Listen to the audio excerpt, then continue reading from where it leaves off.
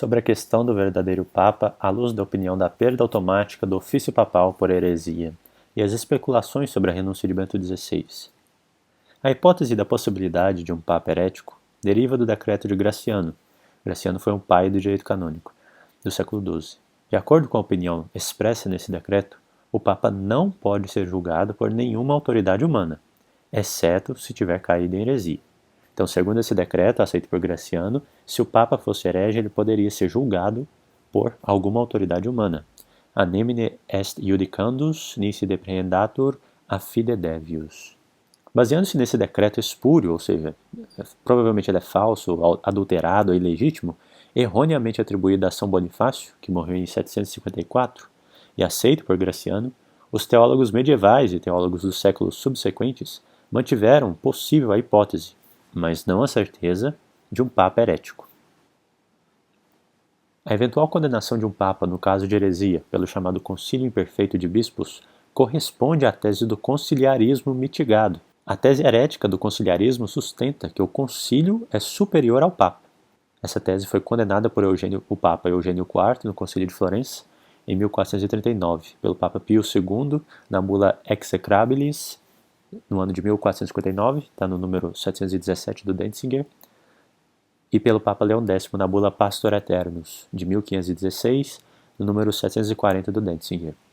Mesmo que, de acordo com a opinião da perda automática do papado por heresia, mesmo que o julgamento da perda do ofício papal seja pronunciado pelo Papa herege sobre si mesmo, ou seja, sem o concílio, e ele automaticamente perca o ofício sem qualquer julgamento da Igreja, tal opinião contém uma contradição e revela uma insinuação de um criptoconciliarismo, ou seja, um conciliarismo escondido, pois, de acordo com essa opinião, o Colégio dos Cardeais, ou um grupo de bispos, teria que emitir uma declaração oficial sobre o fato da perda automática do ofício papal. De acordo com outra opinião, a perda automática do ofício papal por heresia equivaleria a uma renúncia ao ofício papal. No entanto, é preciso ter em mente a inevitável possibilidade de desacordo entre os membros do Colégio de Cardeais ou episcopado sobre se um Papa é ou não culpado de heresia. Portanto, sempre haverá dúvidas sobre a perda automática do ofício papal. O Papa, como Papa, não pode cair em heresia formal, no sentido em que pronunciaria uma heresia ex cátedra, ou seja, como se fosse um dogma. Mas, de acordo com teólogos tradicionais de renome, ele pode favorecer a heresia, ou cair na heresia como doutor privado, ou seja, aquele que ensina, mas como Bento XVI agora publicou um livro com o cardeal Sará, ele foi um doutor privado, ele está ensinando, não como Papa, mas privadamente. Ou também como Papa, mas apenas em seu magistério não definidor e não definitivo, ou seja, sem pronunciar um dogma, o qual não é infalível. O Concílio Vaticano I só definiu que o Papa é infalível quando ele fala ex cátedra, ou seja, querendo usar a autoridade que ele tem do ministério petrino para ser infalível. A opinião de São Roberto Bellarmino é que um Papa que é herege manifesto deixa de ser Papa e cabeça. São Roberto não explica o que seria esse manifesto, que já é um problema. Assim como deixa de ser cristão e membro do corpo da Igreja, motivo pelo qual pode ser julgado e punido pela Igreja. Está no livro de São Roberto Bellarmino, chamado De Romano Pontificie, livro 2, número 30. A opinião de São Roberto Bellarmino e outras opiniões semelhantes sobre a perda do cargo papal por heresia são baseadas no decreto espúrio de Graciano, no Corpus Juris Canonici, ou seja, aquele decreto que é falsificado ou não tem autenticidade nenhuma. Essa opinião nunca foi aprovada explicitamente pelo magistério, ou sustentada por um ensino explícito sobre a sua validade doutrinária pelos romanos pontífices, durante um período considerável de tempo. De fato, esse assunto não foi decidido pelo magistério da Igreja e não constitui uma doutrina definitiva referente ao magistério universal e ordinário.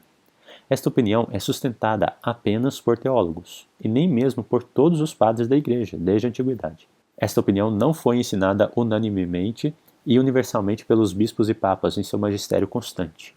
Nem Graciano, nem São Roberto Bellarmino, nem Santo Afonso, nem outros teólogos renomados afirmam, com suas opiniões, uma doutrina do magistério da Igreja. Mesmo algumas intervenções de padres individuais do Concílio Vaticano I, que parecem apoiar a opinião da perda automática do papado por heresia, continuam sendo sua opinião pessoal, mas não o ensino formal do Concílio Vaticano I. E mesmo que alguns poucos papas parecessem apoiar tal opinião, como por exemplo Inocêncio III ou Paulo IV, isso não constitui uma prova para o ensino constante do magistério universal e ordinário. Também não se pode citar o Papa Gregório XVI para sustentar a opinião da perda automática do ofício papal por heresia, pois ele sustentou essa tese em seu livro O Triunfo da Santa Sé e da Igreja contra os Ataques dos Inovadores antes de se tornar Papa, portanto, não em seu magistério papal. A perda automática do ofício papal por um Papa herético toca não apenas nos aspectos práticos ou jurídicos da vida da Igreja, mas também na doutrina da Igreja, neste caso, na eclesiologia. Em uma matéria tão delicada, não se pode seguir uma opinião, mesmo que tenha sido apoiada por teólogos renomados, como São Roberto Bellarmino ou Santo Afonso, por um período considerável de tempo. Em vez disso, é preciso esperar por uma decisão explícita e formal do magistério da Igreja, uma decisão que o magistério ainda não emitiu. Pelo contrário, o magistério da Igreja, desde os papas Pio X e Bento XV, parece rejeitar tal opinião, pois a formulação do decreto espúrio, ou seja, falso, de Graciano foi eliminado no Código de Direito Canônico de 1917. Os cânones que tratam da perda automática de um ofício eclesiástico por heresia, no CDC de 1917 e no Código de Direito Canônico de 1983, não são aplicáveis ao Papa, porque a Igreja deliberadamente eliminou do Código a seguinte formulação tirada do anterior Corpus Juris Canonici, ou seja, porque antigamente não tinha um código. Esse Graciano foi e compilou vários escritos e fez um corpo do direito canônico. Então os papas Pio X e Bento XV deliberadamente, ou seja, propositadamente, retiraram a seguinte expressão: nisi deprehendatur a fide devius, a menos que o Papa seja pego se desviando da fé, que antes constava por causa desse decreto de Graciano. Por esse ato, explica o bispo, a Igreja manifestou seu entendimento, a mens ecclesiae, ou seja, o entendimento da Igreja, sobre esse ponto crucial. Mesmo se alguém não concordar com essa conclusão, que a Igreja manifestou seu entendimento ao retirar essa expressão, o assunto permanece pelo menos duvidoso. E em matérias duvidosas, contudo, não se pode proceder a atos concretos com implicações fundamentais para a vida da Igreja, como, por exemplo, não nomear um Papa supostamente herético ou supostamente invalidamente eleito no cânon da missa, que é hoje chamado de oração eucarística, ou preparar uma nova eleição papal. Ou seja, isso não pode acontecer. Mesmo que alguém apoie a opinião da perda automática do ofício papal por heresia, no caso do Papa Francisco, o Colégio de Cardeais, ou de um grupo representativo dos bispos, não emitiu uma declaração sobre a perda automática do ofício papal, especificando os pronunciamentos heréticos concretos e a data em que ocorreram. Então a pessoa que apoia essa opinião, ela teria que esperar uma declaração do Colégio de Cardeais ou de um grupo de bispos que emitisse uma declaração sobre a perda automática do ofício papal. Lembrando que o bispo aqui já provou que isso é uma tese do conciliarismo, que já foi condenada pela Igreja.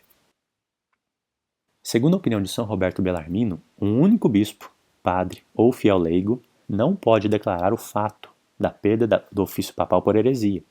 Consequentemente, mesmo que um único bispo ou padre esteja convencido de que o Papa Francisco cometeu o crime de heresia, ele não tem autoridade para eliminar seu nome do cânon da missa.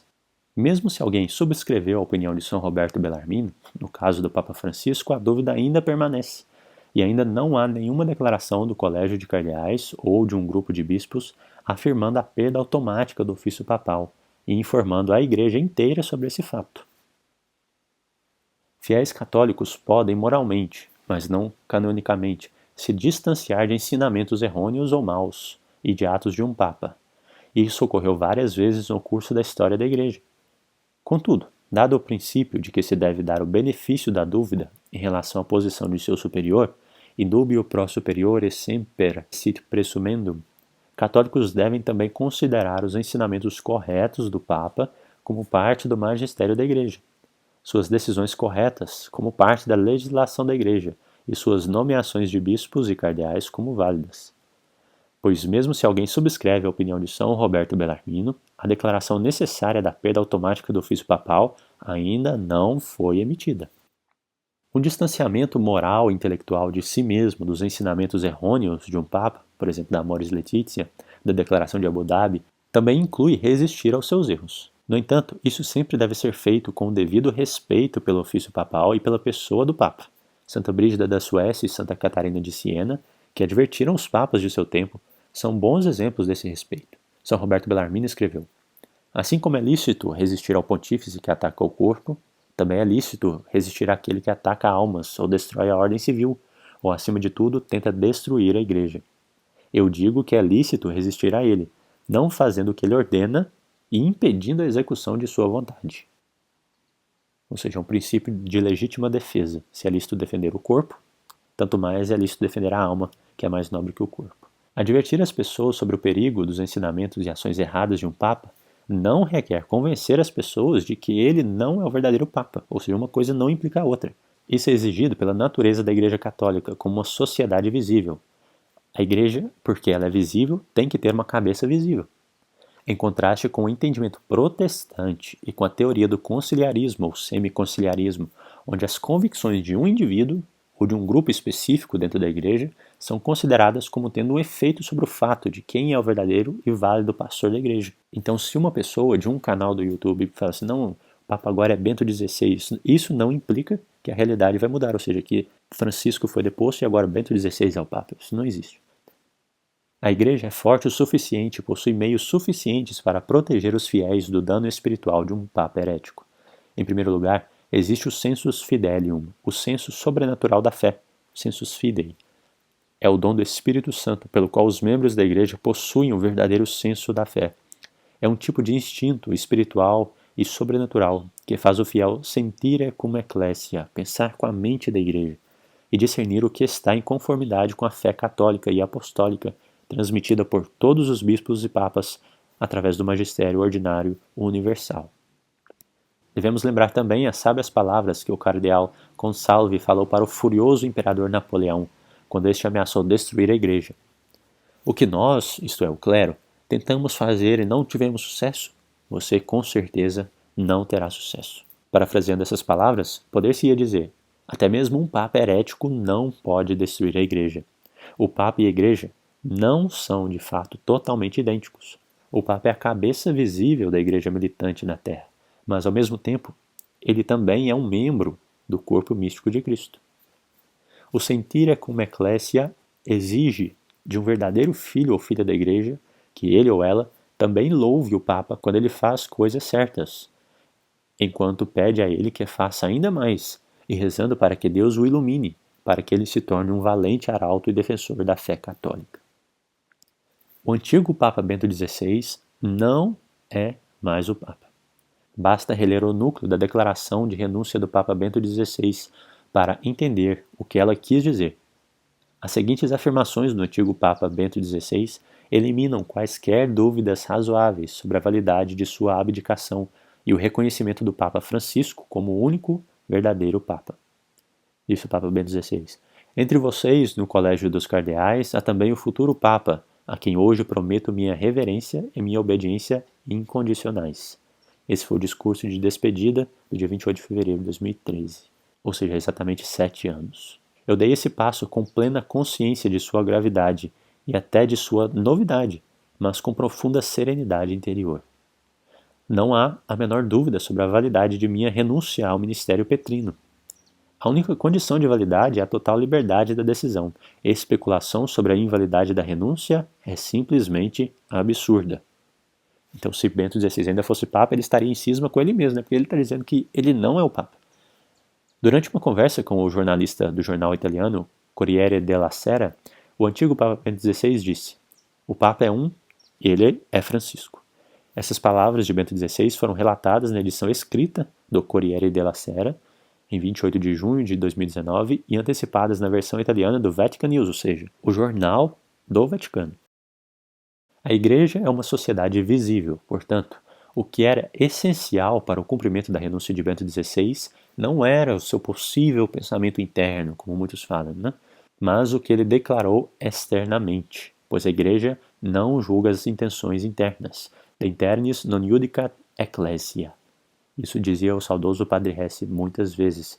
Os mesmos conspiracionistas que dizem que Bento XVI internamente não queria renunciar, eles falam que se o padre não acredita, que ele dizendo eu te absolvo, ele está perdoando os pecados, e que se ele não acredita na transubstanciação, a missa dele é inválida, a confissão é inválida, eles não sabem desse princípio da igreja. A igreja não julga a intenção interna, mas apenas as intenções externas, ou seja, o que se faz externamente. Se o padre se veste e pronuncia as palavras lá que estão no missal, ele tem a intenção externa de confeccionar o sacramento, ou seja, então o sacramento é sim válido. Os atos ambíguos do Papa Bento XVI, como usar uma batina branca, manter seu nome, transmitir a bênção apostólica, etc. Esses atos ambíguos não afetam o significado inequívoco de seu ato de renúncia, porque ele declarou expressamente que renunciava ao cargo. Muitas de suas palavras e ações demonstráveis e inequívocas após sua renúncia também confirmam que ele considera o Papa Francisco e não ele próprio como sendo o Papa. Declarar que o Papa Francisco é um Papa inválido por causa de suas heresias ou por uma eleição inválida, por motivos de supostas violações das normas do conclave, por exemplo, da máfia de St. Gallen, ou porque o Papa Bento XVI ainda é o Papa por causa de sua renúncia inválida, são ações desesperadas e subjetivamente tomadas, com o objetivo de remediar a atual crise sem precedentes do papado. Elas são puramente humanas e revelam uma miopia espiritual. Todos esses esforços são, em última análise, um beco sem saída, um fundo de saco. Tais soluções revelam uma abordagem pelagiana. A heresia pelagiana é que o homem era totalmente responsável por sua salvação e minimizava o papel da graça divina. Tais soluções revelam uma abordagem pelagiana implícita para resolver um problema com meios humanos. Um problema de fato que não pode ser resolvido pelos esforços humanos, mas que requer uma intervenção divina. Basta examinar casos semelhantes de deposição de um Papa ou de declaração da invalidade de sua eleição na história da Igreja para ver que eles provocaram rivalidade e combate aos reclamantes do ofício papal. Tais situações causaram mais confusão para a Igreja do que tolerar um Papa herético ou eleito duvidosamente, com a visão sobrenatural da Igreja e confiar na divina providência. A Igreja não é, em última análise, uma realidade humana, mas uma realidade divino-humana. Ela é o corpo místico de Cristo. Tentativas de resolver a atual crise do papado, que favorecem a opinião de São Roberto Bellarmino, com a sua solução concreta, ou refugiar-se na teoria não provada de Bento XVI, ainda sendo o único Papa verdadeiro, estão fadadas ao fracasso desde o início. A Igreja está nas mãos de Deus, mesmo neste momento mais sombrio. Não devemos ser frouxos ao proclamar a verdade católica, a advertir e admoestar quando as palavras e ações papais claramente prejudicam a fé. Mas o que todos os verdadeiros filhos e filhas da Igreja devem fazer agora é lançar uma séria cruzada mundial de oração e penitência para implorar uma intervenção divina. Confiemos nas palavras do Senhor.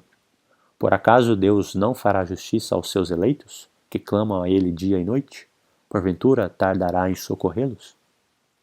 28 de fevereiro de 2020, Atanásio Schneider, bispo auxiliar da Arquidiocese de Santa Maria, em Astana, no Cazaquistão.